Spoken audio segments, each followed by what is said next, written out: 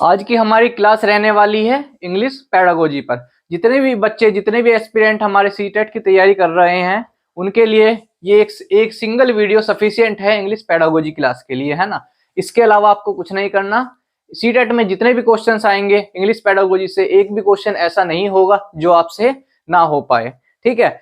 इस वीडियो में के अलावा आपको क्या क्या मिलने वाला है, मैं आपको पूरे क्लास नोट्स पीडीएफ में प्रोवाइड करूंगा, जो कि मैं वीडियो के डिस्क्रिप्शन में डाल दूंगा, ठीक है। उसके अलावा मैं आपको हर एक चीज समझाता हुआ चलूंगा, ठीक है। बस एक ही वीडियो देखनी है आपको और आपकी इंग्लिश पेडागोजी कंप्लीट हो जाएगी।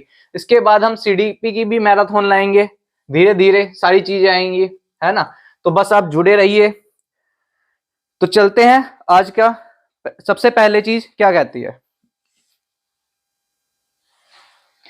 देखिएगा। हमारी कुछ करेक्टरिस्टिक्स हैं लैंग्वेज की, या फिर we can say features of language. अगर हम इसमें फर्स्ट पॉइंट की बात करते हैं, it is symbolic and dynamic. Symbolic है मतलब कि अगर मैं इंग्लिश लैंग्वेज की बात करता हूं तो सिंबॉलिक है, हम ए बी सी डी इन सब से, ये क्या है, हमारे सिंबल्स हैं, इनसे हम क्या करते हैं, इंग्लिश लैंग्वेज को रिप्रेजेंट करते हैं, है ना। क्या करते हैं, रिप्रेजेंट करते हैं।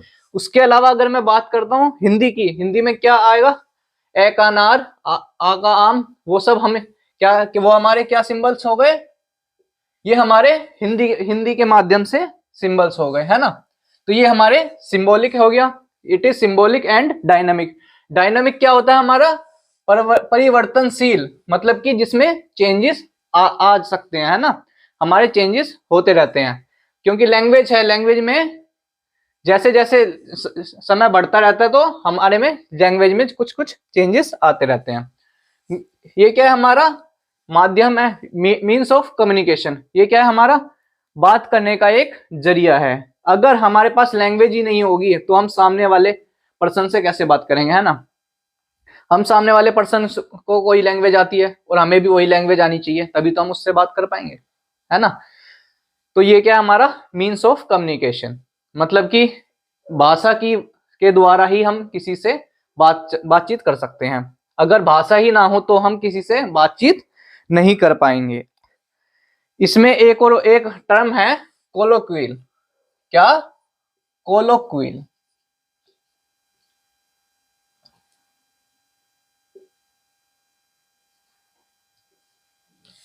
क्या है, कोलोक्विल। तो इसका ये क्या होता है, हमारा बातचीत की भाषा, है ना, बोलचाल की भाषा, जो हम बोलने में जो भाषा यूज करते हैं, है ना, वो उसको क्या बोलते हैं हम, कोलोक्विल, ठीक है। मीडियम ऑफ इंस्ट्रक्शन, जो हमारी बोलने वाली भाषा होती है वैसे, है ना, जो हमारी बोलने वाली भाषा होती है वो हमारी ग्रामेटिकली करेक्ट नहीं होती, है ना। बोलने वाली भाषा और एक ग्रामेटिकल वे, तो दोनों different, both are different things. तो अगर इसमें उसके बाद अगर थर्ड पॉइंट की बात करते हैं तो ये क्या है, हमारा मीडियम ऑफ इंस्ट्रक्शन, मतलब कि किसी को भी इंस्ट्रक्शन देने का क्या है, एक माध्यम है। हम अपनी भाषा के जरिए किसी को भी इंस्ट्रक्शन दे सकते हैं कि उन्हें उसे क्या क्या करना है ना। ये क्या है, हमारा लैंग्वेज इज आर्बिट्ररी, मतलब कि सपोज करो आज इसका, ये जो आपके सामने दिख रहा है क्या है, एक मार्कर है। अगर इसका नाम मार्कर ना रख करके पहले कुछ और रख दिया होता, बॉक्स रख दिया होता, तो क्या होता, इसका नाम आज मॉक्स होता, है ना। तो ये क्या है, हमारा मीनिंग, मतलब कि इंग्लिश लैंग्वेज में अपने मीनिंग से क्या है, ये मीनिंग से अपने इंडिपेंडेंट है, ठीक है। आपकी भाषा क्या है, मीनिंग से इंडिपेंडेंट है। चलिएगा तो आगे अगला स्टेप देखते हैं, आगे क्या बोलते हैं। Language acquisition. लैंग्वेज एक्विजिशन की अगर मैं बात करूं तो ये क्या होता है, हमारा भाषा अर्जन। भाषा अर्जन क्या होता है, हमारा जो हम, हमारी मातृभाषा जैसे होती है, अगर हमारी मातृभाषा इंग्लिश है तो हम क्या, हमें क्या है, इंग्लिश बाय बर्थ आती है ना। वो हम किससे सीखते हैं, एनवायरमेंट से सीख रहे होते हैं, ठीक है। क्योंकि घर में हमारा सराउंडिंग्स हमें ऐसे मिला होता है कि सभी इंग्लिश का प्रयोग करते हैं ना। अगर हम बात करते हैं, हम बहुत छोटे हैं, है ना, बहुत छोटे हैं, तो 5 साल की जो एज होती है हमारी, वो क्या होती है हमारी सीखने के लिए सबसे ज्यादा।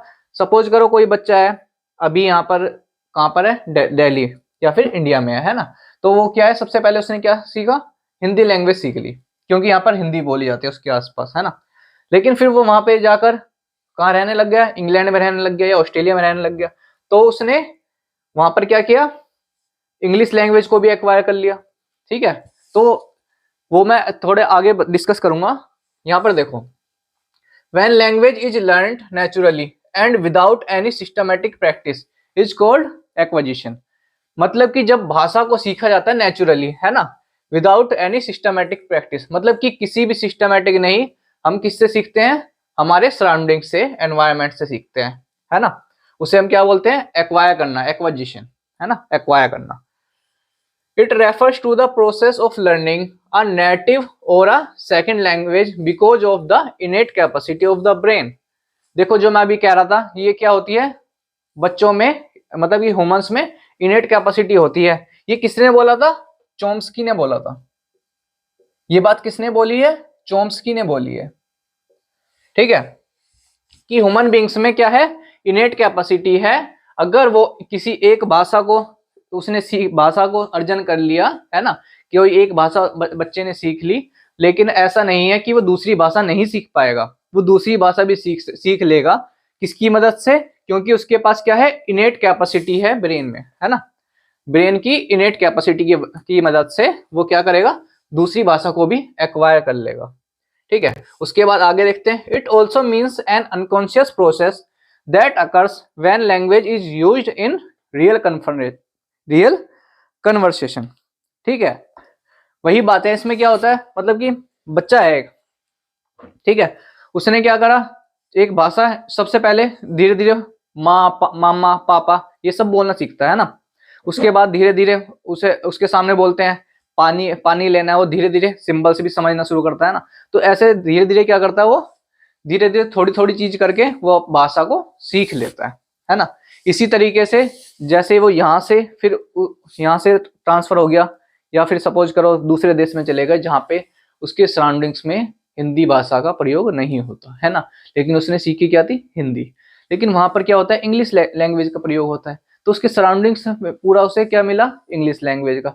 तो वो क्या करेगा, बच्चा धीरे धीरे इंग्लिश लैंग्वेज को भी एक्वायर करना शुरू कर देगा, है ना। तो वो क्या करेगा, इंग्लिश लैंग्वेज को भी एक्वायर कर लेगा विदाउट एनी सिस्टमेटिक वे, मतलब कि कोई सिस्टम नहीं है ना, क्योंकि वो तो खुद से एक्वायर कर रहा है ना। अब सिस्टमेटिक वे मतलब कि रूल्स वगैरह से प्रैक्टिस करा रहे हैं हम उन्हें, उसे, है ना, भाषा को सिखाने की, तो वो एक अलग बात हो जाती है, वो इसकी हम बात देखेंगे। ठीक है, उम्मीद आप लोगों को एक्विजिशन समझ आया, जो बच्चा खुद से एक्वायर करता है अपने सराउंडिंग्स या फिर एनवायरमेंट से। ठीक है, लैंग्वेज लर्निंग हमारा क्या है, when a language is learned in a systematic way it is known as learning. मतलब कि जब एक सिस्टमेटिक वे में अगर हम किसी लैंग्वेज को सीख रहे हैं तो वो क्या है, हमारा लर्निंग। मतलब कि क्या है हमारा, हम टीचर्स की मदद से सीख रहे हैं, है ना, टीचर्स की मदद से सीख रहे हैं, ग्रामेटिकली करेक्ट है, रीडिंग स्पीकिंग राइटिंग, है ना। ये सारी चीजें जब मिलकर अब और हम खुद का एफर्ट डाल रहे हैं, जब ये सारी चीजें मिल रही हैं एक सिस्टमेटिक वे में हम सीख रहे हैं, तो इसको हम क्या बोलेंगे, लैंग्वेज लर्निंग। ये हमारी सेकंड लैंग्वेज में होता है। हम क्या है, सिस्टमेटिक वे में क्या करते हैं, सेकंड लैंग्वेज को सीखते हैं। बेसिकली फर्स्ट लैंग्वेज को क्या करते हैं, हम एक्वायर करते हैं। ठीक है, उसके बाद क्या है, learning a language is all inclusive process, है ना। ये क्या है, हमारा सब कुछ मिला के लर्निंग, मतलब कि स्पीकिंग राइटिंग रीडिंग, है ना, ये सब कुछ मिला के क्या है, हमारा एक इंक्लूसिव प्रोसेस है ना, जिसमें सबको एक समान रख के सब कुछ मिला के जब हम सीखते हैं, एफर्ट लगाते हैं अपने। Learning is conscious process and it is more effective when it is done in a meaningful situation और फैमिलियर इन्वायरमेंट, या फिर हम कह सकते हैं एनरिच इन्वायरमेंट। क्या, लैंग्वेज एनरिच इन्वायरमेंट, मतलब कि ये कॉन्शियस प्रोसेस है। जो हमारा लैंग्वेज एक्विजिशन था वो हमारा क्या था, इनफॉर्मल प्रोसेस था। क्या था, इनफॉर्मल प्रोसेस था। वहां पर हम भाषा का अर्जन क्या था, उसमें हम भाषा को सीख रहे थे, है ना, किससे, एनवायरनमेंट से, अपने सराउंडिंग से एक्वायर कर रहे थे हम किसको, भाषा को। ठीक है, ये हमारा लर्निंग में हम क्या करेंगे, ये हमारा एक फॉर्मल प्रोसेस है। क्या है, फॉर्मल प्रोसेस है, जहां पर हम भाषा को कैसे सीखते हैं, एक सिस्टमेटिक वे से सीखते हैं, ग्रामेटिकली करेक्ट होती है, ग्रामर भी सीखते हैं, लर्निंग, स्पीकिंग, राइटिंग, रीडिंग, सब कुछ और अपना अपना क्या, अपना खुद का एफर्ट, उसके अलावा हमें एनवायरनमेंट मिल रहा है, तो क्या है, हमारी लर्निंग हो रही है। ठीक है, अब एक हिंदी मीडियम वाला बच्चा है, एक इंग्लिश मीडियम वाला बच्चा है, तो अगर मैं हिंदी मीडियम वाले बच्चे की बात करूं तो वो इंग्लिश को धीरे धीरे ग्रैब कर पाएगा, मतलब कि धीरे धीरे सीख पाएगा। ठीक है, और अगर इंग्लिश मीडियम वाला बच्चा है तो वो जल्दी सीख लेता है, लेकिन लर्निंग तो दोनों तरफ हो रही है ना, हिंदी मीडियम वाले बच्चे की भी हो रही है और इंग्लिश मीडियम वाले बच्चे की भी हो रही है, लेकिन जल्दी जल्दी से कौन सीखेगा, जो इंग्लिश मीडियम वाला बच्चा है। क्यों सीखेगा, क्योंकि उसको माहौल उस तरह का मिला हुआ है, एनवायरनमेंट उस तरह का मिला हुआ है, फैमिलियर एनवायरनमेंट है ना, लैंग्वेज एनरिच एनवायरनमेंट है, तो वो जल्दी सीख लेगा। ठीक है, अब देखिएगा लैंग्वेज एक्विजिशन और लैंग्वेज लर्निंग में क्या अंतर है ना। अगर मैं एक्विजिशन की बात करता हूं तो similar to child's first language acquisition, है ना, ये क्या है, हमारी फर्स्ट लैंग्वेज है, किसकी, एक्विजिशन हमारी फर्स्ट लैंग्वेज है। और ये क्या है, हमारी लर्निंग की अगर मैं बात करता हूं तो formal knowledge of language, language की वो नॉलेज लेता है ना, फॉर्मल नॉलेज, मतलब कि ये हमारी फॉर्मल होती है, इसमें क्या हम रूल्स वगैरह से सिस्टमेटिक वे से सीखते हैं, है ना, और ये हमारे हम एनवायरनमेंट से सीखते हैं। पिकिंग अप अ लैंग्वेज, मतलब कि लैंग्वेज को पिक करता है, किससे सीखता है, एनवायरनमेंट से सीख रहा है बच्चा। और यहाँ पर क्या है, नोइंग अबाउट अ लैंग्वेज, मतलब कि लैंग्वेज के बारे में जान रहा है कि लैंग्वेज में क्या है, लैंग्वेज होती क्या है ना, उसके बारे में रूल्स वगैरह से सीखने की कोशिश कर रहा है ना। यहाँ पर क्या है, एक्विजिशन में सबकॉन्शियस है और यहाँ पर कॉन्शियस है। ठीक है, और उसके बाद क्या आता है, हमारा इम्प्लिसिट नॉलेज। ठीक है, इम्प्लिसिट नॉलेज मतलब कि यूज ऑटोमेटिकली बच्चे को पता होता है ना। एक्विजिशन में क्या करता है, बच्चा एनवायरनमेंट से सीखता है, इम्प्लिसिट नॉलेज है, बच्चे को यूज उसका पता होता है पहले से ही ऑटोमेटिकली। और अगर मैं लर्निंग की बात करता हूं तो एक्सप्लिसिट नॉलेज है, एफर्ट मारकर रूल्स से बच्चे को सीखने पड़ेंगे, है ना, बच्चे को रूल्स वगैरह सीखने पड़ेंगे, एफर्ट्स लगाने पड़ेंगे, तब जाके बच्चा लैंग्वेज की लर्निंग कर पाता है। ठीक है, उसके बाद क्या है, formal teaching does not help, मतलब कि फॉर्मल टीचिंग कोई हेल्प नहीं करती, क्योंकि बच्चा यहाँ पर किससे सीख रहा है, एनवायरनमेंट से सीख रहा है।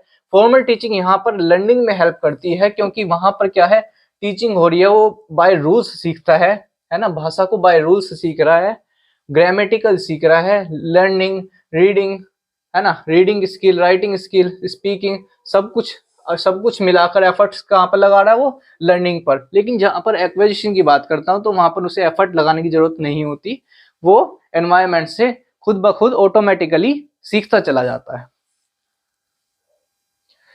भाषा सीखने की अगर मैं पहली शर्त की बात करता हूं तो पहली शर्त हमारी भाषा सीखने की क्या होती है कि बच्चा मोटिवेटेड हो किसी भी बात को जानने के लिए। भाषा सीखने के लिए अगर बच्चा मोटिवेटेड है ना, तो वो क्या है, तो वो बच्चा सीख पाएगा। अगर कोई बच्चा मोटिवेटेड ही नहीं है, कुछ सीखना ही नहीं चाहता, तो आप कुछ भी कर लो, कोई भी इंसान उसको नहीं सिखा सकता। बच्चे को मोटिवेशन होना जरूरी है, बच्चा अगर सीखना चाहेगा तभी वो सीख सकता है। अगर कोई बच्चा सीखना ही नहीं चाहता, वहां पर ध्यान ही नहीं लगा रहा, तो वो नहीं सीख सकता। ठीक है, अगर मैं यहाँ पर नोम चोम्स्की की बात करता हूं, क्या, नोम चोम्स्की, अगर मैं नोम चोम्स्की की बात करता हूं तो उन्होंने क्या बोला है, ह्यूमन बींग्स में क्या है, इनेट कैपेसिटी है, इनेट क्या है, इनेट कैपेसिटी है, क्या सीखने की, भाषा सीखने की इनेट कैपेसिटी है। ठीक है, नोम चोम्स्की ने बोला है कि इनेट कैपेसिटी है ह्यूमन बींग्स में। अगर मैं जानवरों की बात करता हूं तो ये उनमें नहीं है, ये अगर सिर्फ ह्यूमंस के लिए उन्होंने बोला है। तो अगर भाषा सीखने की बात करते हैं तो ह्यूमन बींग्स में क्या है, इनेट कैपेसिटी है, क्या है, भाषा को एक्वायर करने की। ठीक है, भाषा को एक्वायर करने की। उसके अलावा किसकी मदद से वो सीखते हैं, LAD, language acquisition device. LAD क्या होता है हमारा? Language acquisition device. ये हमारे ब्रेन में, ये हमारा ब्रेन होता है ना, ये हमारा लेफ्ट और ये राइट, ठीक है, ये हमारा लेफ्ट ब्रेन और ये राइट ब्रेन। तो अगर मैं लेफ्ट ब्रेन की बात करता हूं तो ये हमारा लॉजिकल होता है ना, ये हमारा लॉजिकल होता है, और हमारा लैंग्वेज जो हम सीखते हैं वो भी हमारा लॉजिकल में ही आता है। तो हम जब लैंग्वेज सीखते हैं तो हमारा लेफ्ट ब्रेन काम करता है। राइट वाला क्या बताया था मैंने आपको? क्रिएटिव है ना, क्रिएटिव है। राइट वाला ब्रेन क्या है हमारा? क्रिएटिव है। तो अगर मैं लैंग्वेज की बात करता हूं तो लैंग्वेज हम लेफ्ट ब्रेन हमारा काम करता है लैंग्वेज सीखने के लिए, ठीक है। तो ये क्या है? लैंग्वेज एक्विजिशन डिवाइस है, हमारे ब्रेन में एक डिवाइस है, क्या है? लैंग्वेज एक्विजिशन डिवाइस, जिसकी मदद से हम भाषा को एक्वायर करते हैं। अगर मैं किसी चाइल्ड की बात करता हूं तो 5 साल का, ये उसका एक बहुत ही क्रिटिकल पीरियड होता है। क्या होता है? क्रिटिकल पीरियड होता है। इस टाइम बच्चा कोई भी लैंग्वेज को एक्वायर कर लेता है बहुत ही जल्द, है ना। अगर इस टाइम उससे कोई भी लैंग्वेज एक्वायर करने के लिए बोल दिया जाए तो वो एक्वायर कर लेता है। किसकी मदद से? एनवायरनमेंट की मदद से, अपने सराउंडिंग्स की मदद से वो भाषा को एक्वायर कर लेता है, ठीक है। ये बोला था नोम चॉम्स्की ने। अगर मैं यूनिवर्सल ग्रामर की बात करता हूं तो दुनिया में कुछ, हर एक भाषा के कुछ मूल नियम है ना, तो उसमें कुछ ना कुछ कॉमन है, जो कि, है ना, कुछ ना कुछ भाषा में कॉमन है जो कि हमें एक्वायर करने के लिए क्षमता किसमें? हमारे ब्रेन में है। हमारे ब्रेन में वो सब कुछ एक्वायर करने की क्षमता है। मतलब कि अगर मैं हिंदी की बात करता हूँ, इंग्लिश की बात करता हूँ, तो दोनों के ग्रामर में कुछ ना कुछ, है ना, सेम है, कुछ ना कुछ सिमिलर मिलेगा ही मिलेगा आपको। तो इसके अलावा अगर मैं जीजी की बात करता हूं, जीजी क्या होता है हमारा? Generative grammar, generative grammar. तो जनरेटिव ग्रामर हमारा क्या होता है? हमारे ब्रेन क्या है? रूल्स को जनरेट की क्षमता रखता है। किसके द्वारा रखता है? एलएडी के द्वारा। एलएडी क्या है हमारा? लैंग्वेज एक्विजिशन डिवाइस, ठीक है। उसके अलावा अगर मैं 5 साल तक की बात करता हूं, अगर मैं 5 वर्ष की बात करता हूं, तो क्या है? बच्चा बहुत फास्टेस्ट सीखता है, बहुत ही तेजी से सीखता है। ये हमारा सेंसिटिव, और हम क्या कह सकते हैं? क्रिटिकल पीरियड होता है। सेंसिटिव और क्रिटिकल पीरियड होता है 5 साल की उम्र में, ठीक है। और अगर मैं प्यूबर्टी एज की बात करता हूं, अगर मैं प्यूबर्टी एज की बात करता हूं तो लैंग्वेज एक्विजिशन डिवाइस क्या हो जाता है हमारा? एलईडी क्या हो जाता है हमारा? वीक हो जाता है, ठीक है। एलईडी हमारा वीक हो जाता है तो हमें भाषा को एक्वायर करने में कठिनाई आती है, ठीक है। प्यूबर्टी एज में हमारा एलईडी मतलब कि लैंग्वेज एक्विजिशन डिवाइस वीक हो जाता है, तो हमें भाषा को अर्जन करने में दिक्कत आती है। देखिएगा नेशनल करिकुलम फ्रेमवर्क में क्या कहा गया है ना। तो इसमें एनसीएफ 2005 में क्या कहा गया था? According to observation English is a second language. अगर हम ऑब्जर्वेशन के अकॉर्डिंग बात करते हैं तो इंग्लिश हमारी क्या है? दूसरी भाषा है, सेकंड लैंग्वेज है ना। और अगर मैं मल्टीलिंगुअल कंट्री लाइक इंडिया, अगर मैं एक बहुभाषिक देश जैसे कि इंडिया की बात करता हूं तो इंग्लिश क्या है? हमारी ग्लोबल लैंग्वेज है। क्या है? ग्लोबल लैंग्वेज है।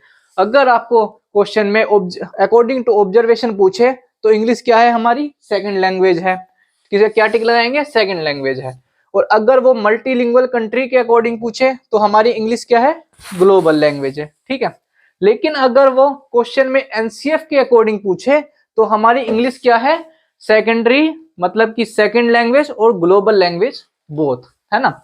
अगर एनसीएफ के अकॉर्डिंग पूछेगा तो हमारी इंग्लिश सेकंड लैंग्वेज और ग्लोबल लैंग्वेज दोनों ही है, ठीक है। मल्टीलिंगुअल के हिसाब से ग्लोबल लैंग्वेज है इंग्लिश, और ऑब्जर्वेशन के हिसाब से सेकंड लैंग्वेज है, ठीक है। एज पर Indian constitution associate official language AOL के मुताबिक, एसोसिएट ऑफिशियल लैंग्वेज के मुताबिक हमारी ऑफिशियल लैंग्वेज क्या है? हिंदी। इसके मुताबिक हमारी ऑफिशियल लैंग्वेज क्या है? Hindi official language.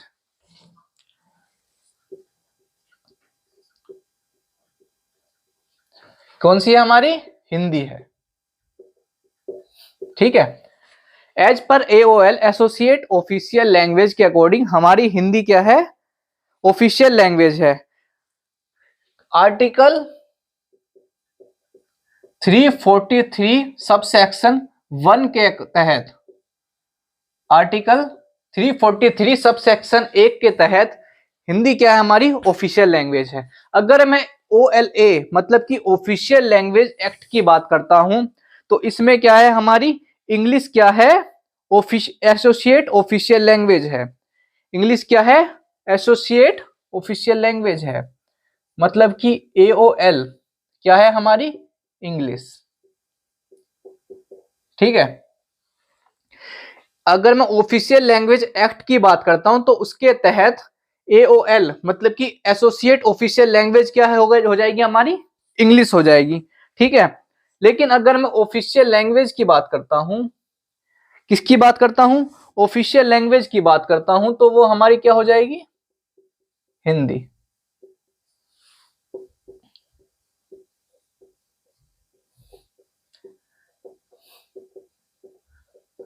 Official language हो जाएगी हमारी हिंदी। और अगर मैं इसके बाद ये कौन से आर्टिकल के द्वारा ये पास हुआ था? आर्टिकल 343 सब सेक्शन 2 के तहत। आर्टिकल 343 सब सेक्शन 2 के तहत। ठीक है। इंग्लिश क्या बनी थी हमारी? Associate official language. ठीक है। अगर मैं लैंग्वेज स्किल्स की बात करता हूं तो उसका कर्म क्या है? LSRW। क्या है उसका कर्म? LSRW। एल से हमारा लिसनिंग हो जाएगा, एस से स्पीकिंग हो जाएगा, आर से रीडिंग हो जाएगा और डब्ल्यू से राइटिंग हो जाएगा। यही इसका कर्म रहेगा। अगर मैं रिसेप्टिव और पैसिव स्किल की बात करता हूं तो वो हमारी क्या हो जाती है? लिसनिंग और राइटिंग। ये क्या है हमारी? रिसेप्टिव और या हम क्या कह सकते हैं? पैसिव स्किल्स है। और अगर मैं स्पीकिंग और राइटिंग की बात करता हूं, बोलना और लिखने की बात करता हूं तो वो हमारी क्या है? प्रोडक्टिव, एक्सप्रेसिव और एक्टिव स्किल बोलते हैं हम इसे। इसके अलावा अगर मैं प्राइमरी स्किल्स की बात करता हूं, जब बच्चा छोटा होता है तो सबसे पहले वो क्या सीखता है? सबसे पहले वो क्या करता है? सुनता है ना। उसके सराउंडिंग्स में उसके माँ बाप, भाई बहन या कोई भी आस पड़ोस का कोई भी व्यक्ति कुछ भी बोलता है तो वो क्या करता है? सुनता है सबसे पहले। उसके बाद धीरे धीरे उसको इमिटेट करता है, उनको कॉपी करता है। फिर क्या करता है? वो बोलने की कोशिश करता है, स्पीकिंग करता है ना। उसके बाद अगर मैं रीइंफोर्समेंट स्किल्स की बात करता हूं तो उसमें क्या क्या आ जाता है हमारा? स्पीकिंग और राइटिंग। क्या क्या आ जाता है? स्पीकिंग और राइटिंग। अगर मैं रीडिंग की बात करता हूं तो रीडिंग हम कैसे करते हैं? 2 तरीके से रीडिंग करते हैं, एक लाउड रीडिंग और साइलेंट रीडिंग, है ना। जब हम लाइब्रेरी में होते हैं या फिर अकेले में होते हैं तो हम क्या किस तरीके से रीड करते हैं? साइलेंट रीड करते हैं, है ना। और क्लास में जब हम क्लास में रीडिंग कर रहे होते हैं तो हम क्या करते हैं? लाउड रीडिंग करते हैं ताकि पूरी क्लास को सुनाई दे। तो हमारे 2 तरीके होते हैं रीडिंग को सुधारने के, है ना। या तो हम लाउड रीड करें या फिर साइलेंट रीडिंग करें। उसके अलावा अगर मैं राइटिंग को सुधारने की बात करता हूं तो राइटिंग को इम्प्रूव करने के लिए क्या है हमारे लिए? डिक्टेशन।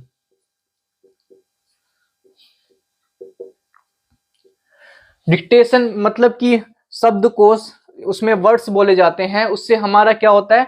स्पेलिंग एरर जो है उस पर कमांड आती है, हमारे स्पेलिंग एरर नहीं होते, है ना। तो डिक्टेशन से हमारी राइटिंग स्किल्स इंप्रूव होती है। ठीक है। चलते हैं अब आगे देखते हैं अब इंटेंसिव और एक्सटेंसिव रीडिंग हमारा क्या होता है। इंटेंसिव की अगर मैं बात करता हूं तो वो हम क्या करते हैं? स्पेसिफिक डिटेल के लिए पढ़ते हैं।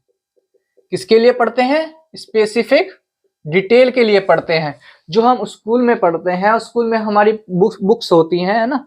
हमारा एक सिलेबस होता है, तो हम उसमें क्या करते हैं, स्पेसिफिक डिटेल के लिए पढ़ते हैं, जो हम अपना क्लासरूम में पढ़ते हैं। ठीक है। उसके अलावा अगर मैं एक्सटेंसिव रीडिंग की बात करता हूं, तो ये हमारा क्या होता है, मतलब कि उससे अलग जाकर, जैसे कि हम मैगजीन्स पढ़ते हैं, नॉवेल्स पढ़ते हैं, है ना, बियॉन्ड द सिलेबस जाकर हम पढ़ते हैं अपने प्लेजर के लिए, है ना, अपने खुद के प्लेजर के लिए, आउटसाइड द क्लासरूम जाकर हम कुछ पढ़ते हैं, तो वो क्या हो जाता है हमारा एक्सटेंसिव रीडिंग। क्या हो जाता है हमारा एक्सटेंसिव रीडिंग। इसमें क्या जिस्ट या आइडिया के लिए, ठीक है, ये हो जाता है हमारा एक्सटेंसिव रीडिंग। तो इसमें क्या करते हैं, हम क्लासरूम में पढ़ते हैं, स्पेसिफिक डिटेल के लिए पढ़ते हैं, हमें पास होना है, हमें ये सिलेबस पढ़ना ही पड़ेगा, है ना। तो वो क्या हो जाता है, एक तुम्हारा दबाव है या कुछ भी कह सकते हो, वो क्या है हमारा इंटेंसिव में आ जाता है, एक स्पेसिफिक डिटेल के लिए पढ़ रहे हैं। एक्सटेंसिव रीडिंग के लिए हमें यार ऊपर कोई बर्डन नहीं है, हम पढ़े ना पढ़े हमें कोई मतलब नहीं है, लेकिन हम एक्सटेंसिव रीडिंग में सिर्फ अपने अपने खुद के प्लेजर के लिए मैगजीन्स वगैरह रीड करते हैं, नॉवेल्स रीड करते हैं। तो ये सब क्या आ जाता है हमारा एक्सटेंसिव रीडिंग में। तो साइट वर्ड्स हमारे क्या होते हैं, sight words are the words that appear most frequently in our reading and writing. तो ये क्या होते हैं हमारे, जैसे कि एग्जांपल लेते हैं हम, जो हमारे वोकेबलरी के होते हैं वर्ड्स, वोकेबलरी में जो हम वर्ड्स यूज करते हैं, वो वर्ड्स जो कि हम डेली उसमें यूज करते हैं, हम कुछ भी पढ़ते हैं तो हमें वो वर्ड वहां पर दिख जाते हैं, जैसे कि हमारा दैट हो गया, द हो गया, है ना, एज हो गया, इन हो गया, थॉट हो गया। ऐसे वर्ड्स जो कि हमें डेली बेसिस पे, हम जिन वर्ड्स को हम डेली बेसिस पे यूज करते हैं, या फिर जो हमें कहीं भी नॉवेल्स पढ़ रहे हैं, हम कुछ भी चीज पढ़ रहे हैं तो हमें हर जगह पर दिखाई देते हैं, वो हमारे क्या हो जाते हैं साइट वर्ड्स। तो हमें इनका मतलब, इनका मीनिंग जानने की जरूरत नहीं होती, ये हमें ऑटोमेटिकली मालूम होता है कि इनका मतलब क्या होता है ना। इनके अलावा वर्ड्स हमारे क्या होते हैं, वोकेबलरी वर्ड्स। वोकेबलरी वर्ड्स वो होते हैं जो हमारे शब्दकोश में जिसका हमें मीनिंग जानने की जरूरत होती है, जो कि हर जगह पर अपना अलग ओ देते हैं, है ना। तो वो हो जाते हैं हमारे वोकेबलरी वर्ड्स। तो हमारे ये साइट वर्ड्स क्या है, जो हमें हर जगह पर अवेलेबल दिखते हैं, और हमें जिसका मतलब जानने की जरूरत नहीं होती, हमें ऑटोमेटिकली शब्द का मतलब मालूम होता है। हमारी एक्टिव और पैसिव वोकेबलरी क्या होती है, एक्टिव वोकेबलरी हमारी वो होती है जिसमें हम एंड, दैट, है ना, दिस, इज, एज, आर, ये सब वर्ड्स जो हैं हमें हर जगह पर मिल जाते हैं। हम कहीं भी पढ़ रहे हो, हम स्कूल की रीडिंग कर रहे हो या फिर हम नॉवेल्स पढ़ रहे हो, कहीं भी कुछ भी पढ़ रहे हो, हर चीज में हमारे ये वर्ड्स मिल जाते हैं। तो हम इनको क्या बोल देते हैं, हमारी एक्टिव वोकेबलरी, है ना। और पैसिव वोकेबलरी वो होती है जो आप नॉवेल्स वगैरह में पढ़ते हो, जिसमें आपको वर्ड मीनिंग चाहिए, मतलब कि आपको डिक्शनरी की यूज से उन पर्टिकुलर वर्ड्स के मीनिंग ढूंढते हो, है ना। तो वो क्या हो जाते हैं हमारे पैसिव वोकेबलरी। स्कैनिंग क्या होता है, टू लुक एट और read every part of something quickly until you find what you are looking for. मतलब कि हम देखो, एक सपोज करो हम डिक्शनरी में कोई शब्द ढूंढ रहे हैं, है ना, कोई वर्ड ढूंढते हैं, तो उसमें क्या करते हैं, हम सब कुछ फास्ट रीड करते हैं, और जैसे ही हमें वो शब्द मिल जाता है तो हम क्या कर जाते हैं, रुक जाते हैं। हम उसके बाद थोड़ी ना देखेंगे, है ना, क्योंकि हम जो ढूंढ रहे थे स्पेसिफिक डिटेल के लिए, जो हम सर्च कर रहे थे, जो हम स्कैन कर रहे थे, वो वर्ड हमें मिल गया, हमें उसका मतलब समझ आ गया, तो हम उसके बाद नहीं देखेंगे आगे, है ना। तो इसमें वही बोला गया है, जब हमें वो चीज मिल जाती है तो हम रुक जाते हैं, है ना। अब देखो, scanning is reading rapidly in order to find specific facts. मतलब जो हम स्पेसिफिक चीज ढूंढ रहे थे, जिस चीज की हम तलाश कर रहे थे, वो चीज हमें मिल गई है ना। ये क्या है, हमारी फास्ट रीडिंग है, क्योंकि हम सब कुछ अच्छे से नहीं पढ़ते, जल्दी जल्दी पढ़ते चले जाते हैं ना, फास्ट रीड करते हैं, क्योंकि हमें एक स्पेसिफिक डिटेल के लिए रीड कर रहे होते हैं, है ना। अगर मैं स्कैनिंग की बात करता हूं, तो ये हमारी क्या है, स्किल है, सब स्किल है, किसकी, रीडिंग की सब स्किल है। उसके अलावा ये क्या है, हमारा इंटेंसिव रीडिंग का पार्ट है। अगर मैं इसकी बात करूं तो ये हमारी इंटेंसिव रीडिंग है ना, मतलब कि स्पेसिफिक डिटेल के लिए जो रीडिंग हो रही है वो हमारी रीडिंग है।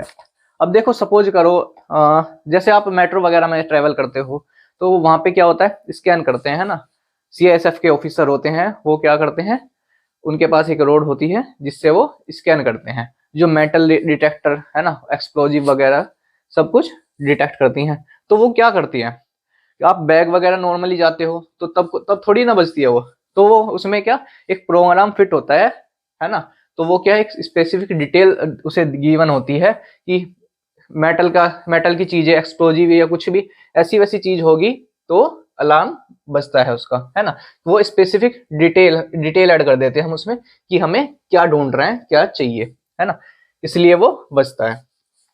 तो ये हो गया हमारा स्कैनिंग, है ना। स्कैनिंग के बाद अगर हम स्कीमिंग की बात करें तो ये क्या हो जाता है, हमारा एक तरह से समरी हो जाती है। जैसे हम पाठ्यचर्या की लास्ट में समरी गिवन होती है ना, उसमें क्या हो जाता है, हमें पूरे चैप्टर में क्या क्या है उसका एक ओवरव्यू मिल जाता है ना, एक ओवरव्यू मिल जाता है। देखो, skimming is reading rapidly in order to get a general overview of the material, मतलब उस बुक का ओवरव्यू हो गया, चैप्टर का टॉपिक ओवरव्यू हो गया। तो कोई भी अगर हम ओवरव्यू की बात करते हैं तो वो क्या हो जाता है हमारा स्कीमिंग। स्कीमिंग क्या है हमारा, एक्सटेंसिव रीडिंग से संबंधित है। किससे संबंधित है, एक्सटेंसिव रीडिंग। इसमें क्या करते हैं हम अपने गिस्ट या ओवरऑल व्यू देखते हैं ना, गिस्ट ओवरऑल व्यू या आइडिया, ओवरऑल आइडिया, है ना। तो हम ये सब जानते हैं किसके द्वारा, स्कीमिंग के द्वारा। इसके अलावा अगर मैं लेक्सिकल वर्ड्स की बात करूं, किसकी बात करूं, लेक्सिकल वर्ड्स, तो ये हमारे क्या होते हैं, ये हमारे क्या होते हैं, कंटेंट वर्ड होते हैं। क्या होते हैं, कंटेंट वर्ड। इसमें जैसे कि हमारा बहुत सारे एग्जांपल्स होते हैं, हमारा ऑनेस्टी हो गया, है ना, डिस्कोप शॉपकीपर, मतलब कुछ भी XYZ, ये हमारे क्या हो जाते हैं, कंटेंट वर्ड। अगर मैं वो एक्टिव वोकेबलरी में वर्ड होते हैं, जैसे हमारे एंड हो गया, है ना, तो ये क्या है, हमारा एक फंक्शनल वर्ड होता है ना, ये क्या हो जाता है, हमारा फंक्शनल वर्ड होता है। फंक्शनल वर्ड क्या क्या करता है, ये एक फंक्शन करता है सेंटेंस के बीच में आके, कोई भी दो क्लोज को जोड़ता है, दो नामों को जोड़ देगा, है ना, फ्रेज को जोड़ सकता है, किसी भी चीज को जोड़ने का काम कौन करता है, एंड करता है। तो ये क्या हो जाता है हमारा फंक्शनल वर्ड, क्या हो जाता है, फंक्शनल वर्ड। तो ये क्या है हमारा लेक्सिकल वर्ड, हमारे क्या होते हैं, कंटेंट वर्ड। और अगर मैं एंड की बात करूं तो वो हमारा क्या हो जाता है, फंक्शनल वर्ड। ठीक है, इसका अगर मैं एग्जांपल लूं तो एक ऑनेस्ट हो जाएगा, है ना, ये क्या है हमारा कंटेंट वर्ड है, मतलब कि ईमानदार।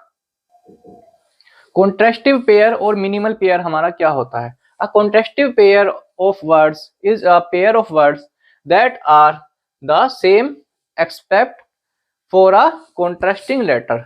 जैसे कि हमारा टेक और टेप हो गया, टीम एंड डीम हो गया, इनमें क्या होता है हमारा, मतलब कि थोड़ा सा ही चेंज होता है, हल्का सा चेंज होता है। इसमें क्या है, हमारी साउंड डिफरेंट होती है ना, बहुत माइनर सा फर्क होता है, जैसे कि टेक और टेप, है ना, माइनर सा फर्क होता है। उसके अलावा ये लिखने में तो एक अल्फाबेट, ये दो ऐसे थोड़ा सा चेंज होएगा। ये क्या होता है, हमें बच्चों के लिए बेसिकली ये यूज होते हैं वर्ड्स। जब हम उनको, जब वो छोटे होते हैं तो हम उन्हें प्रोनाउंसिएशन उनकी बेहतर कराने के लिए ये वर्ड्स का यूज करते हैं। टेक और टेप जैसे कि हम हमारे राइमिंग वर्ड्स हो जाते हैं ना, तो वो ये सब वर्ड्स क्या करते हैं, बच्चे की प्रोनाउंसिएशन को बेहतर करते हैं। वो मतलब समझ पाता है कि ये वर्ड अलग होता है और ये टेक अलग है, टेप अलग है ना। इसके अलावा अगर मैं और एग्जांपल लूं तो हमारा फैट अलग है, मैट अलग है ना। तो इस तरीके के एग्जांपल ये सब क्या होते हैं हमारे बच्चे की।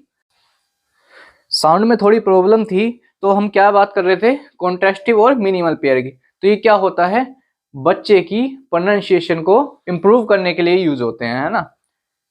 मतलब कि ये राइमिंग वर्ड्स भी बोल सकते हैं हम इसे, उसे मतलब समझ आता है कि टेक क्या है, टेप क्या है ना। तो ये सब एक राइमिंग वर्ड्स भी बोल सकते हैं हम इसे। ठीक है, ये होता है हमारा कॉन्ट्रास्टिंग और मिनिमल पेयर। यहीं पर अगर मैं इंटोनेशन की बात करता हूं, क्या टर्म है हमारी, इंटोनेशन। तो ये क्या होता है इंटोनेशन, ये है हमारा वेरिएशन इन द टोन, हमारी टोन में वेरिएशन मतलब बदलाव आना, वेरिएशन इन टोन। ठीक है, जैसे कि राइज एंड फॉल।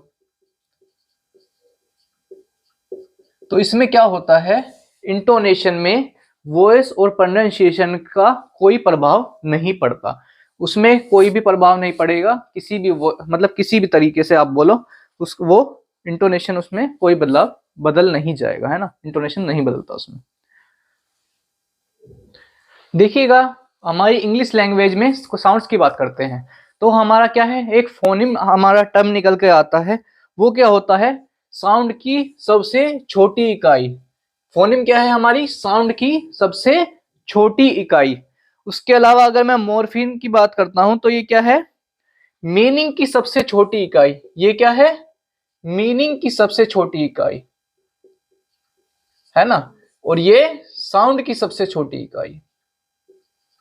उसके बाद अगर मैं सिमेंटिक्स की बात करता हूं तो वो क्या है, मीनिंग कैसे वर्क करता है लैंग्वेज में, मीनिंग कैसे वर्क करता है लैंग्वेज में, मीनिंग क्या कर रहा है, वर्क कर रहा है, कैसे करता है लैंग्वेज में, वो क्या होता है हमारा सिमेंटिक्स। उसके बाद अगर मैं सिंटैक्स की बात करता हूं तो वो क्या है, रूल्स कैसे वर्क करते हैं, क्या रूल्स कैसे वर्क करते हैं, ठीक है।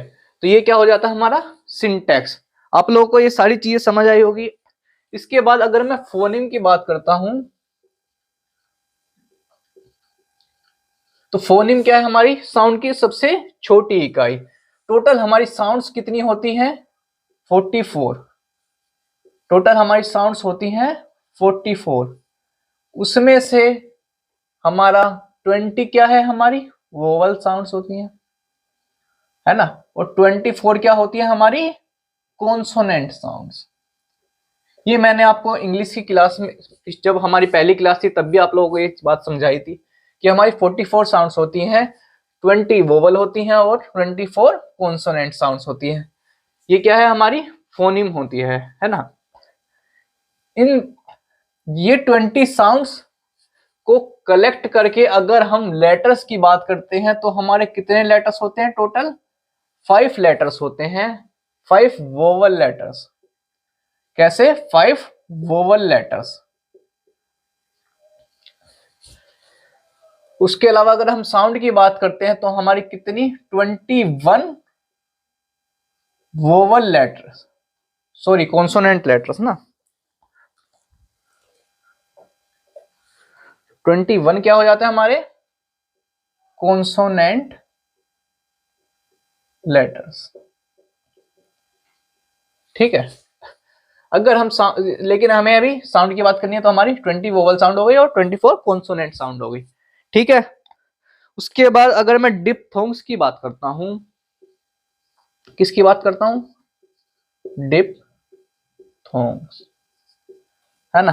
तो ये डिप्थोंग्स हमारा क्या होता है, क्या होता है हमारा, ये क्या है, हमारा एक डबल वोवल साउंड है। क्या है, डबल वोवल साउंड। इसको हम क्या ग्लाइडिंग वर्ड्स भी बोल देते हैं। कैसे वर्ड्स, ग्लाइडिंग वर्ड्स। अब देखिएगा ये होता क्या है, जैसे सपोज करो हमारा कोइन हो गया, है ना, कोइन हुआ, इसमें क्या है, हमारे 2 वोवल साउंड्स आ रही हैं, एक ओ और एक आई की, है ना, 2 वोवल साउंड्स आ रही हैं, किस किस की, ओ और आई। उसके अलावा अगर मैं बात करता हूं तो लाउड, लाउड क्या है, इसमें भी हमारी 2 वोवल साउंड्स आ रही हैं, एक ओ की और एक यू की, ठीक है। इसके अलावा अगर मैं साइड की बात करता हूं तो इसमें आई और ई, है ना, 2 वोवल साउंड्स आ रही हैं। जब डबल वोवल साउंड्स होती है तो उसे हम क्या बोलते हैं, ग्लाइडिंग वर्ड्स होते हैं वो हमारे, या फिर हम डिप्थोंग्स बोल सकते हैं, है ना। हमारे टोटल कितने 8 डिप्थोंग्स होते हैं, 8 डिप्थोंग्स होते हैं। उसके अलावा 12 क्या होते हैं हमारे मोनोथोंग्स, मोनोथोंग्स। ये क्या होते हैं हमारे 12 होते हैं। इसमें क्या होता है, डबल वोवल साउंड्स होती हैं। जब हम मोनोथोंग्स की बात करते हैं तो उसमें क्या है, हमारे जो नॉर्मल वर्ड होते हैं वही हमारे क्या होते हैं, मोनोथोंग्स। जब हमारी डबल वोवल साउंड आती है तो हमारे क्या हो जाता है, डिप्थोंग्स, ठीक है। आप लोगों को ये समझ आ गया होगा। आर्टिकुलेटर्स हमारा क्या होता है, ये क्या होता है हमारा any vocal organ that takes part in the production of a speech sound. मतलब कि इसमें क्या होता है, हमारा वोकल कोर्ड्स है ना, वोकल कोर्ड से जो हमारी साउंड प्रोड्यूस होती है ना, वोकल कोर्ड्स हो गया हमारे लिप्स और टंग्स की मदद से जो हमारी साउंड प्रोड्यूस होती है। फर्स्ट वोकल कोर्ड, उसके अलावा लिप्स और टंग, इनसे जो हमारी साउंड प्रोड्यूस होती है। जैसे कि हमारा सिंटेक्स हो गया, अभी बताया था मैंने आपको, क्या है, रूल्स या स्ट्रक्चर की बात होती है उसमें। अगर हम सिमेंटिक्स की बात करते हैं तो मीनिंग या सेंस बनेगा क्या, लैंग्वेज में। और उसके अलावा फोनिम की बात करते हैं तो साउंड की स्मॉलेस्ट यूनिट होती है। मॉर्फिन की बात करते हैं तो क्या होती है, मीनिंग की सबसे छोटी इकाई। और एक और बात, ये जो आप ये डॉट डॉट करके छोड़ देते हो ना, वो क्या होता है हमारा एलेक्सिस। क्या, एलेक्सिस। ये जो हम डॉट डॉट डॉट डॉट करके छोड़ देते हैं, ये हमारा क्या होता है, एलेक्सिस। तो आप लोगों को ये समझ आया होगा। बढ़ते हैं थोड़ा आगे की तरफ। देखो होमोग्राफ क्या होता है। ग्राफ माने किससे संबंधित है, राइटिंग से संबंधित है, राइटिंग से संबंधित है। और होमो हमारा क्या होता है, सेम। होमो क्या होता है, सेम। मतलब वो वर्ड जो सेम लिखे जाते हैं, जैसे कि लीड होता है, किसी ग्रुप को लीड कर रहे हैं, है ना। उसके अलावा लेड क्या होता है हमारा, मैटर। लिखे सेम गए हैं, साउंड अलग है, प्रोनाउंसिएशन अलग है, और इनका दोनों का मतलब भी अलग होता है। होमोग्राफ मतलब कि ग्राफ माने राइटिंग से संबंधित है, होमो माने सेम, हमारे सेम तरीके से लिखे गए हैं लेकिन साउंड अलग है, मीनिंग अलग है। ठीक है।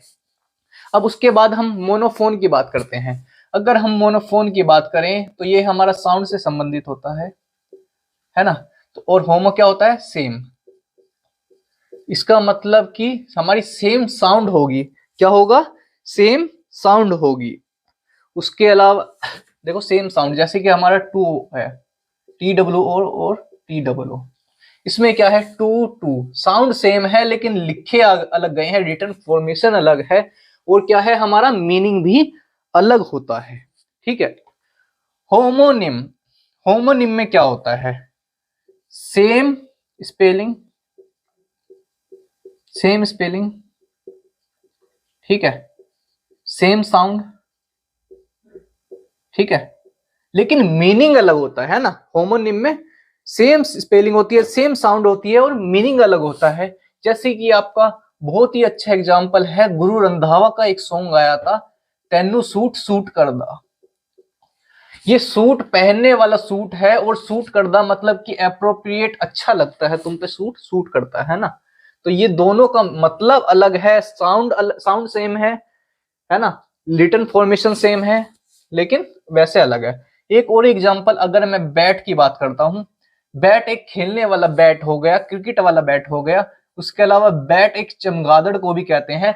इसकी रिटन फॉर्मेशन सेम है, प्रोनाउंसिएशन सेम है, साउंड सेम है, लेकिन मीनिंग अलग अलग है। तो ये हो गया हमारा होमोग्राफ, होमोफोन और होमोनिम। मल्टीलिंगुअलिज्म की अगर हम बात करते हैं तो आपको बहुभाषिकता, आपको पता है हमारा जो देश है, इंडिया जो है हमारा एक बहुभाषिक देश है। तो उस वहाँ पे क्या है, अनेक भाषाएं बोली जाती हैं।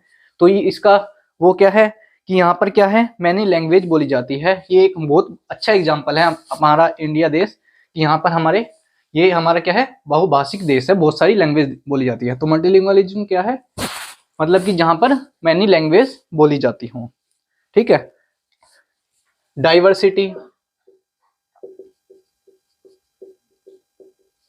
ठीक है। उसके अलावा एसेट, ठीक है। तो ये क्या है, हमारा बहुभाषिक देश है। अब आगे देखते हैं पैराफ्रेजिंग क्या होता है। Paraphrasing means formulating someone else idea in your own words. मतलब ये हमारा राइटिंग से संबंधित होता है। इसमें क्या है, आप किसी भी पैराग्राफ को पढ़ रहे हैं या किसी भी चीज को पढ़ रहे हैं, किसी और के थॉट आप अपने अपने लैंग्वेज में लिख रहे हैं, वो क्या होता है, हमारा पैराफ्रेजिंग हो जाता है। ठीक है, किसी के भी थॉट्स अपने उसमें लिखना। देखिएगा नोट टेकिंग क्या होता है, is the practice of recording information from different sources and platforms. ये क्या है, हम ड्यूरिंग क्लास कर सकते हैं, ड्यूरिंग लेक्चर कर सकते हैं। और क्या है, टिप्स क्या है नोट टेकिंग को लिखने की। जैसे कि हम क्लास में टीचर्स लेक्चर्स देते हैं, उसका क्या है, हम शॉर्ट में इंपॉर्टेंट पॉइंट या क्लूज लिख सकते हैं। फ्रेज वर्ड का एब्रीवेटेड फॉर्म्स का यूज कर सकते हैं। उसके अलावा क्या कर सकते हैं, हम एक पैटर्न या फिर मतलब कि एक फ्लो चार्ट बना लिया या फिर डायग्रामेटिक फ्लो चार्ट वगैरह बना लेते हैं। तो वो क्या है, उसकी मदद से हम ये क्या है, हमारे कुछ इंपॉर्टेंट पॉइंट्स हैं जिसकी मदद से हम नोट मेकिंग तैयार करते हैं, नोट टेकिंग।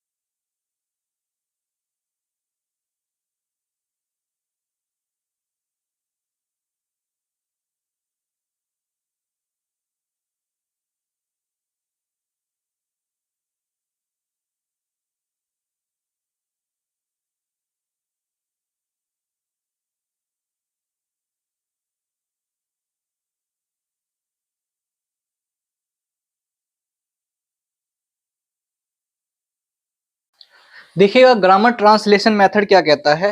इसमें क्या होता है, ये एक डिडक्टिव मेथड है और ये क्या है, हमारा सबसे one of the oldest method है। क्या है, सबसे ज्यादा पुराना मेथड है। इसको हम, ये हमारा एक ट्रेडिशनल मेथड भी बोला जाता है। इसमें क्या है, हम डिडक्टिवली सीखते हैं, मतलब कि रूल्स से सीखते हैं। ठीक है, in grammar translation classes students learn grammatical rules and then apply these rules by translating sentence. मतलब कि इसमें सबसे पहले रूल्स को लर्न करते हैं, रूल्स को रटा जाता है, उसके बाद क्या होता है, ट्रांसलेट करते हैं हम सेंटेंस में, है ना, between the target language and the native language. अगर मैं टारगेट लैंग्वेज की बात करता हूँ तो सपोज आप इंग्लिश सीख रहे हैं तो वो हमारी टारगेट लैंग्वेज हो गई, और अगर आप नेटिव लैंग्वेज की बात करते हैं तो वो हमारी क्या हो गई, मातृभाषा। तो यहाँ पर क्या है, यहाँ पर क्या है, इसमें इस मेथड में हम क्या करते हैं, अपनी मातृभाषा का यूज करके क्या सीखते हैं, मतलब कि लैंग्वेज को सीखा जाता है। ट्रांसलेशन मतलब कि मातृभाषा का बहुत ज्यादा यूज होता है इसमें। ये हमारा सबसे पुराना मेथड है, इसमें हमारी मातृभाषा बहुत ज्यादा यूज होती है। ठीक है, उसका यूज करके हम क्या करते हैं, सेंटेंस को सपोज करो जैसे कि हिंदी में सेंटेंस बोला है ना, टीचर्स क्या करते हैं, हिंदी में सेंटेंस बोलते हैं एक, है ना, फिर उसको इंग्लिश में ट्रांसलेट करके समझाते हैं। तो इस मेथड का यूज होता है, ये होता है हमारा ग्रामर ट्रांसलेशन मेथड। ठीक है, अगर मैं डायरेक्ट मेथड की बात करता हूं तो ये हमारा क्या होता है, इंडक्टिव मेथड। इंडक्टिव मेथड, तो यहां पर क्या होता है, यहां पर क्या होता है, हम एग्जाम्पल टू रूल जाते हैं, है ना, एग्जाम्पल टू रूल जाते हैं। और यहाँ पर क्या होता है कि आप डायरेक्ट सीखते हैं, मतलब जिस भाषा को सीख रहे हैं ना, जैसे हम किसी फॉरेन लैंग्वेज को सीख रहे हैं, इंग्लिश को सीख रहे हैं, तो उसको इंग्लिश लैंग्वेज से ही सीखेंगे। ऊपर क्या हो रहा था, हम मातृभाषा मतलब कि नेटिव लैंग्वेज का यूज करके हम क्या कर रहे थे, लैंग्वेज को सीख रहे थे। लेकिन यहाँ पर क्या ऐसा नहीं है डायरेक्ट मेथड में, यहाँ पर क्या है, हम जिस लैंग्वेज को सीख रहे हैं उसी लैंग्वेज को यूज करके प्रैक्टिस कर करके बार बार उसको क्या करते हैं, सीखते हैं। यहाँ पर क्या है, नेटिव लैंग्वेज का यूज प्रोहिबिटेड है। ठीक है, मतलब कि नेटिव लैंग्वेज यूज नहीं होगी, मातृभाषा का यूज नहीं होता। ये होता है हमारा डायरेक्ट मेथड। देखिएगा बेसिक इंटरपर्सनल कम्युनिकेशन स्किल्स क्या होता है, बिक्स हमारा क्या होता है, जो हमारे डेली लाइफ में जो हमें स्किल्स चाहिए होती है, लर्निंग, रीडिंग, राइटिंग, है ना, स्पीकिंग, ये सारी जो स्किल्स हमें डेली एवरीडे लाइफ में चाहिए होती है, किसी से कम्युनिकेट करने के लिए, किसी भी इंसान से वार्तालाप करने के लिए जो स्किल्स चाहिए होती है, जब हम अपनी बात ही नहीं रख पाएंगे तो फिर उसका तो सामने वाला तो कोई बात ही नहीं सुनेगा ना। जब हम अपनी बात ही नहीं कह पा रहे तो कुछ सामने वाले को क्या समझाएंगे हम क्या कहना चाहते हैं। तो ये स्किल हमें बहुत जरूरी है। इसके अलावा हमारा क्या काल्प होता है, compensation of academic loss program. मतलब कि बच्चे एक्टिविटीज करने के लिए, स्पोर्ट्स कोटा के लिए, मतलब स्पोर्ट्स खेलने के लिए बाहर जाते हैं तो उनका क्या होता है, काफी लॉस होता है स्टडी में, है ना। तो क्या होता है, वो बच्चे बाहर जाते हैं। ये एक हाईली स्किल है, ये इसको हम काल्प बोलते हैं, ठीक है। बच्चे बाहर जा रहे हैं तो उनका स्टडी में लॉस हो जाता है इसमें।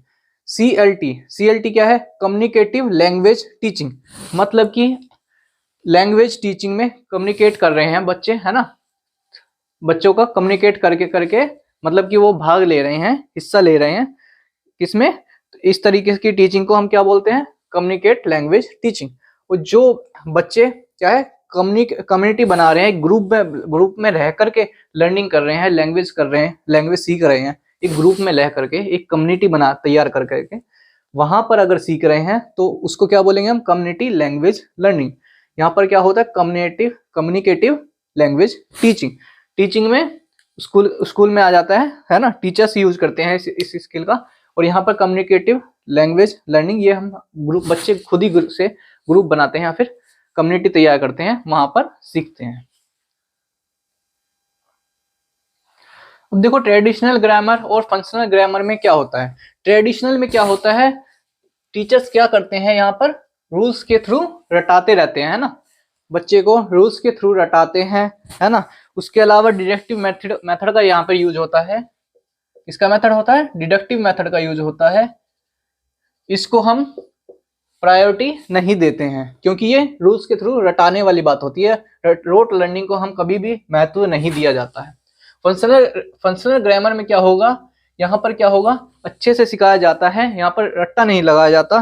तो यहाँ पर क्या होता है, यूज करके, किसी भी चीज को यूज करके, है ना, यूज करके सिखाया जाता है। उसके अलावा क्या कॉन्टेक्स्ट की बात होती है।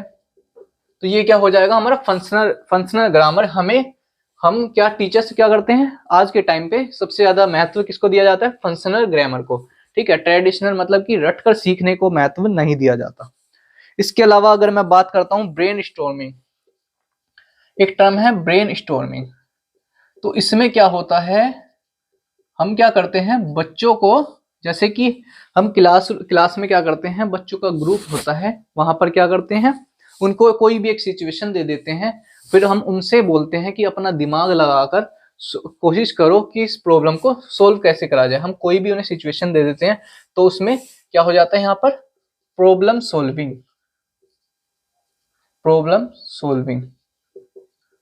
सोल्विंग टास्क देते हैं, जिसमें बच्चे का खुद का दिमाग लग रहा होता है ना।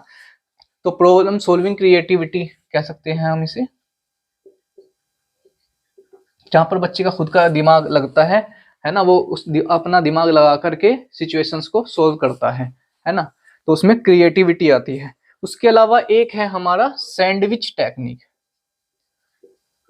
सैंडविच टेक्निक क्या होती है,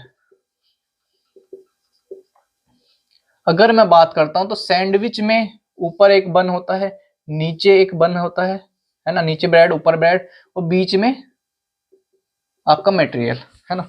तो वो क्या होता है हमारा सैंडविच में, देखो यहाँ पर क्या है, यहाँ पर टारगेट लैंग्वेज हो गई, मतलब कि जो भाषा आप सीख रहे हैं, है ना। बीच में मदर टंग हो गई, मतलब कि नेटिव लैंग्वेज, ठीक है।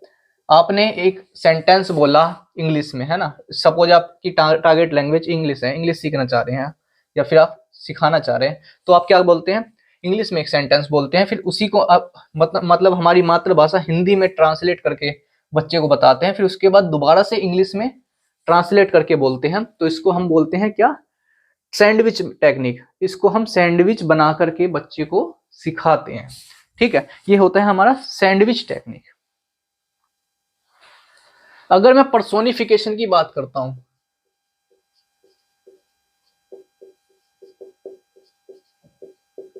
पर्सोनिफिकेशन क्या होता है, जैसे कि आप बोलते हैं चांद सा मुखड़ा तेरा, है ना। तो चांद क्या है, क्या उसका मुखड़ा चांद सा है, उसका चेहरा जो है कि चांद की शेप है उसकी, नहीं है। लेकिन आप उसको क्या करते हैं, उससे कंपेयर करते हैं, हम उसको मतलब एक बढ़ा चढ़ा कर बोलते हैं, उसकी तारीफ में बोलते हैं। तो वो क्या बोलते हैं, पर्सोनिफिकेशन क्या होता है, एक तरह से बढ़ा चढ़ा कर बोलना, इमेजिन करना, इमेजिनेशन होती है ना। किसी की भी तारीफ कर रहे होते हैं तो हम इसका यूज करते हैं, इसी को हम बोलते हैं पर्सोनिफिकेशन। मतलब कि एक्चुअल में वो चीज वो नहीं होती, लेकिन हम उससे कंपैरिजन कर रहे होते हैं।